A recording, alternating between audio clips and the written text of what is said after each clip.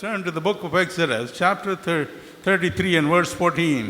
யாத்ராகமத்தின் புத்தகம் 33ஆம் அதிகாரம் 14ஆம் வசனம். Shall we read it? நாம் வாசிப்போம். அதற்கு கர்த்தர், என் சமூகம் உனக்கு முன்பாக செல்லும், நான் உனக்கு இளைப்பாறுதல் தருவேன் என்றார். The Almighty God spoke like this to the great prophet Moses.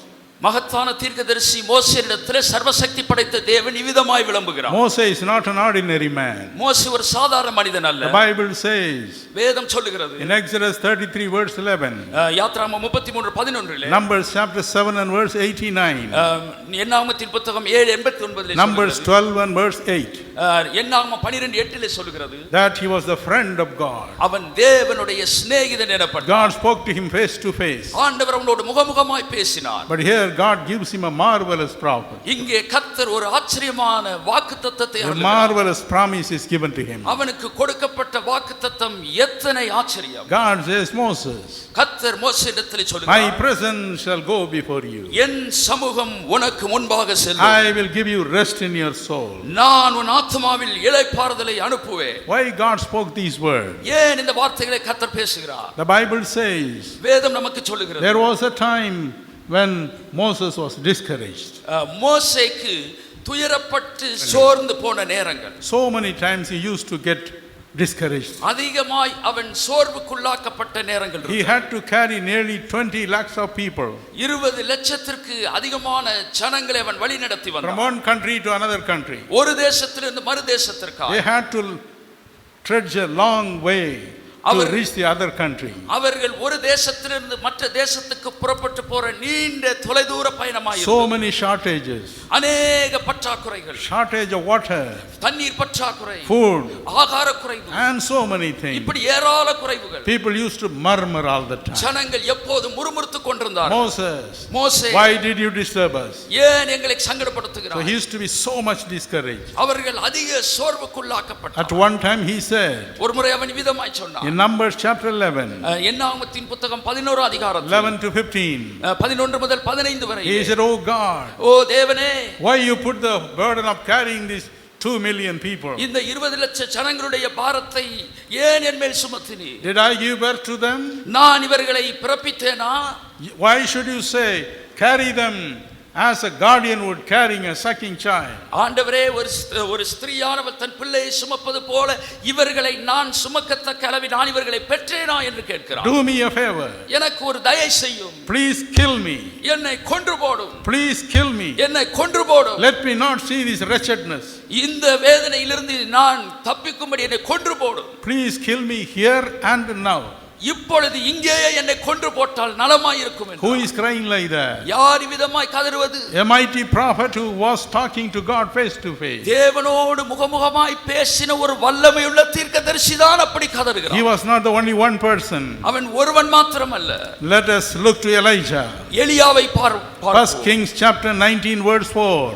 1 ராஜாக்கள் 19 அதிகாரம் 4வது வசனத்திலே, There Elijah cries, அங்கே எலியாவும் கதறினார், please take away my life. தயவா என் ஜீவனை எடுத்துக்கொள்ளும். Just a few hours back he brought fire from heaven. இதற்கு முன்பாக சில மணி நேரத்திற்கு முன்பு வானத்திலிருந்து அக்கினியை கொண்டு வந்தவர். But now he says, இப்பொழுது அவன் சொல்லுகிறான், please take away my life. தயவா என் வாழ்க்கையை எடுத்துக்கொள்ளும். I do not want to live. இனிமேலும் நான் வாழ விரும்பவில்லை. Look at Job. யோபை பாருங்கள். The Bible says, வேதம் சொல்லுகிறது, in Job chapter 1 and verse 8, 1ஆம் அதிகாரம் யோபின் புத்தகம் 8வது வசனம், God himself gives a marvelous testimony about Job. யோபை பற்றி கர்த்தரே ஒரு ஆச்சரியமான சாட்சி கொடுக்கிறார். A marvelous person, அற்புதமான மனிதன், upright, நீதிமான், straightforward, Uthaman, a man who fears God தேவனுக்கு பயப்படுகிறவன், and eschews evil. பொல்லாப்புக்கு விலகினவன், சன்மார்க்கன். A few chapters later, சில அதிகாரங்களுக்கு பிற்பாடு, in chapter 6 and verse 9, 6ஆம் அதிகாரம் 9வது வசனத்தில், Job cries out to God, தேவனை நோக்கி யோபு கதறுகிறார், please crush me and cut me off from the face of this world. நிர்மூலமாக்கி போடும், பூமியின் முகத்தில் இராதபடி நான் அழிந்து போகட்டும். In Job chapter 7 and verse 15, யோபு 7:15, let somebody strangle me to death. யாராவது ஒருவர் என்னை கழுத்தை இறுக்கி கொன்று போடட்டும். It has happened to the saints of God. பரிசுத்தவான்களுக்கு இவைகள் சம்பவித்தது. Moses too cried like that. மோசேயும் அவ்விதமாய் கதறினார். God said, Moses, ஆண்டவர் சொன்னார், மோசே, no, I will give you rest. இல்லை நான் உனக்கு இளைப்பாறுதல் தருவேன். Some years ago, I was taken to a very, very highly placed official's home. நான் மிக உன்னத நிலையிலே இருக்கக்கூடியவர்களிடத்திலே ஒரு முறை அழைத்து செல்லப்பட்டேன். I was asked to pray for his wife. அந்த நபருடைய மனைவிக்காக ஜெபிக்கும்படி நான் The அழைக்கப்பட்டேன். dear official's wife. அந்த அதிகாரியினுடைய மனைவிக்காக. When I went into the room, நான் அந்த அறையிலே போனபோது I saw a lady lying in the cot. அங்கே கட்டிலே ஒரு ஸ்திரியானவள் படுத்திருந்தார்கள். She could not move her fingers. அவர்கள் விரலை கூட அசைக்க முடியவில்லை. She could not move her hands. கைகளையும் அசைக்க முடியவில்லை. Hands, legs, all were twisted. அவர்களுடைய கைகளும் கால்களும் பிசகி போய் இருக்கிறது. She cried. அவர்கள் அழுதார்கள். She said, அவர்கள் சொன்னார்கள், within few months after my marriage, I got this. திருமணமான சில மாதங்களில் எனக்கு இது சம்பவித்தது. This deadly disease came. அது ஒரு மரணத்துக்கு ஏதுவான வியாதி. I was carrying a child in my womb that time. அந்த நாளில் தானே நான் குழந்தையை கர்ப்பத்தில் சுமந்து கொண்டிருந்தேன். But even before giving birth to my child, என்னுடைய பிள்ளையை நான் பிறப்பிக்கு முன்பாக my hands were twisted. என் கரங்கள் பிசகி My போனது. legs were twisted. என்னுடைய கால்களுக்கும் அப்படியே நடந்தது. I could not give even one food, one drop of food, one gulp to my little child. என்னுடைய பிள்ளைக்கு துளி அளவு உணவு கூட கொடுக்க முடியாத ஒரு சங்கடம். She said, sir, I'm lying like this for 26 years. அவர்கள் சொன்னார்கள், ஐயா 26 ஆண்டுகளாய் நான் இப்படியே இருக்கிறேன் என்றார். Please pray தயவாய் ஜெபி, that I will die. நான் ஜெபி, எனக்காய் ஜெபியுங்கள். Please pray that I will die. நான் மரித்து போகட்டும். I want to die.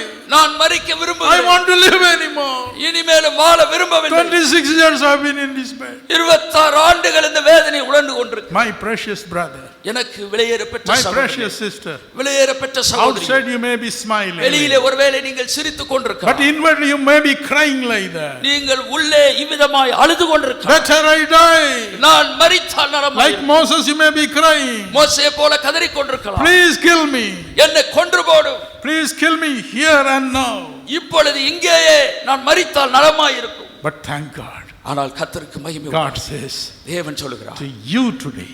உங்களுக்கு கர்த்தர் To சொல்கிறார். you today. உங்களுக்கு To சொல்கிறார். you today. உங்களுக்கு சொல்கிறார். Individually.